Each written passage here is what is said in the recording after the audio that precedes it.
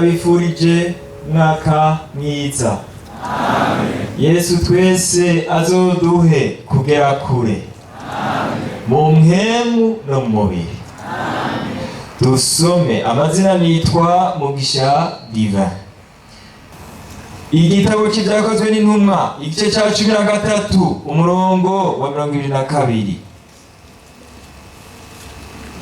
Imukuye ibahagurukiriza Dawidi kuba umwami wabo, imushingira intahe iti, ndabonye Dawidi mwene Isayi umuntu ameze nk'uko umutima wanje ugomba, azokora ibyo ngomba byose.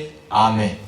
Ijambo ry'urufatiro rivuga gutya: kugira umutima umeze nk'uko Imana igomba. Uyu yari umukozi w'Imana Pawulo, yari karigisha muri Antiokiya. Ashishikaye inyigisho yari karabibutsa mwemu yatwaye mu isezerano rya kera, aramwibutsa iby'uyu Dawidi, ukuntu Abisirayeli bagomba umwami.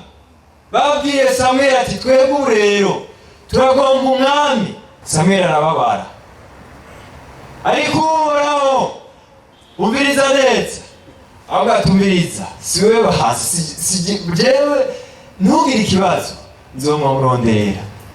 Bashiraho ubufindo bwarakozwe, buratoranya Sawuli. Sawuli inkuru ziwe murazizi. Amavuta yarabanujwe Sawuli, ikintu bayatwayemo sico bayatwaye kurobanuza Dawidi. Kwa Sawuli batwaye amavuta mugakuza. Umuntu yarabanujwe amavuta mugakuza aratandukanye n'umuntu barabanujwe amavuta yo mw'ihembe. Twebwe twarabanujwe amavuta yo mw'ihembe, kuko Yesu akomoka mu nzu, mu rubyaro rwo kwa Dawidi. Umviriza ikiranga umuntu afise umutima umeze nk'uko Imana igomba. Yumvise izina ry'Uhoraho ritukwa, arababara, akarondera ukuntu rishigwa hejuru. Mwibuke uyu Dawidi, mumwibuke. Samutumye kuraba bakuru we, mumwibuke. Hari umugabo bita Goliyati, igihe cyose yamaze ahantu hibonekeza agacokora bwoko bw'Uhoraho, agatuka igikorwa cy'Imana. Dawidi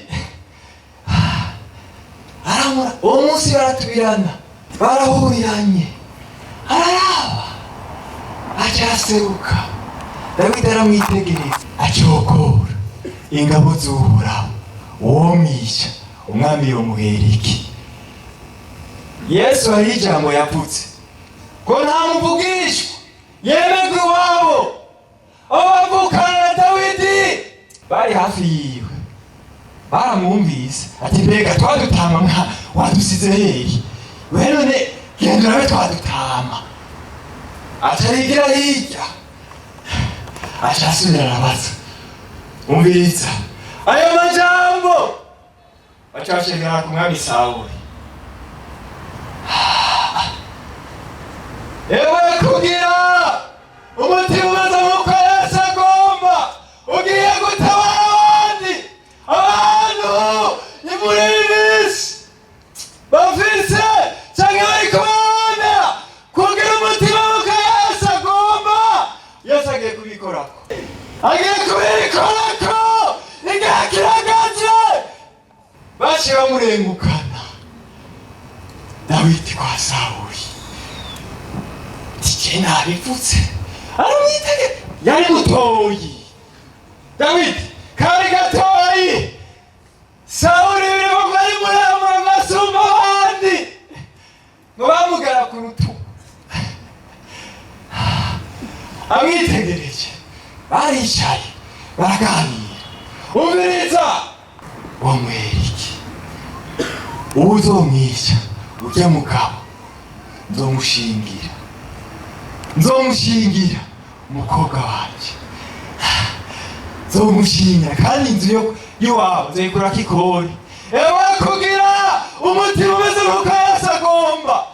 Ewe ugira ikimazi umuryango iwabo iwanyu uragira ikimazi, igihugu ishengero uragira ikimazi, aho ubaye aho mvugo biracitse kubera ufise umutima umeze nk'uko ugomba. Urahamagara ati Mana tabara, jambo ry'Imana baguze nyamaze ku munsi w'amagorwa nanjye nzogukiza nawe ncumeshe cubahiro. Batatangura kumwambika, erega Sawuli yaciye amwambika igwanishwa, ariko umviriza, umuntu afise umutima umeze nk'uko Yesu agomba, hari ibintu Yesu yamumenyereje. Rero bamuzaniye ibindi bifata, Sawuli yaciye yambura ibigwanishwa vyiwe n'ibirato byose araha Dawidi, agaragaje Dawidi ngo atambuke, biranka mubahabura ko twiyambure ibituramera kugira tugire dusiganirwe. Acavyiyambura abatumviriza, ibi bintu navyo namenyereye, hari ibintu cyane namenyereye gutwara, hari ibintu yarafise, hari umugozi birongo twambare twambare umugozi w'urukundo. Vyaragutungana, yarafise n'ibuye muyazoja yarafise Yesu, ivyo byangwa ibuye mubatsi bagaye niryo ryahindutse irigumye imfuruka. Abati rero ndeka ngende acaca ahantu yagashiye ahantu ku mwanga bitera umurezi wavuze agashika ku nyunda z'umukiza, acahitana amabuye 5.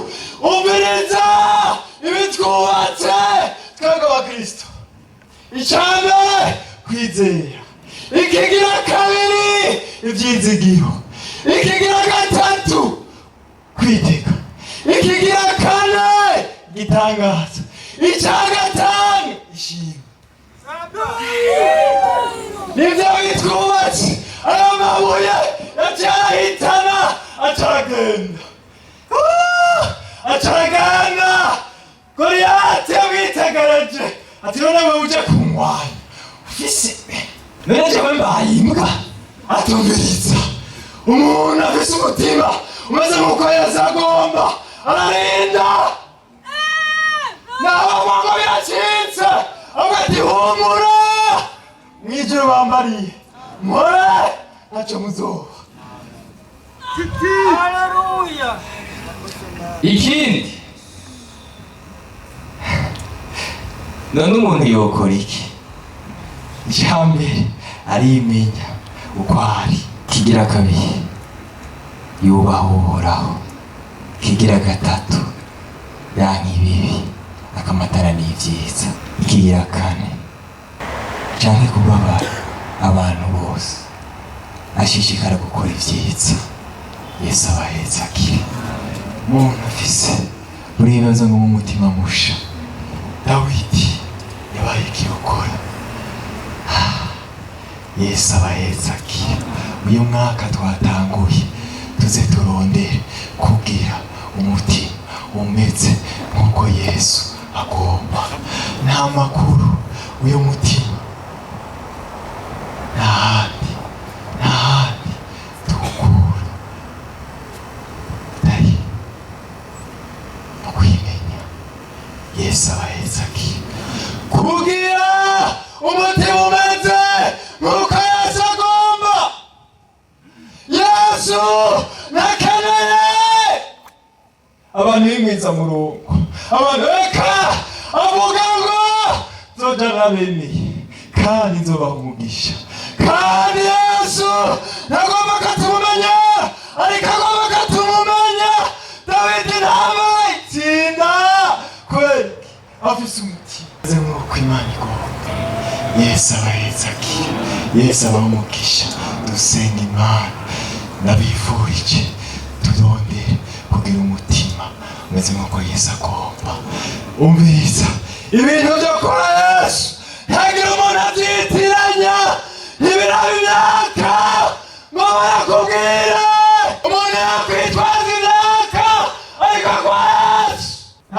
petero zaramusize ageze kwa Koruneliyo yarazi yuko ari iby'abayuda gusa ari ishyari ariko ageze kwa Koruneliyo yarahiye ati nukuri niyo nkimenya yuko Imana itabanura abantu ku butoni ariko mu mahanga yose uyubaho agakora ibyo ukugoraka iramwemera.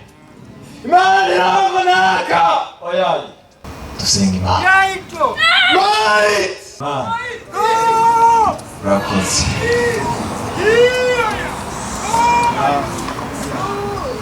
ego urakoze uratugaburira uri umutima turagusavye Pawulo andikira yashimira wamubwire wa mutima ari muri Kristo Yesu natwe uwo mutima uragutora ushishikare kubana natwe ni mu izina rya Yesu Kristo amen. Yesu abahezagire.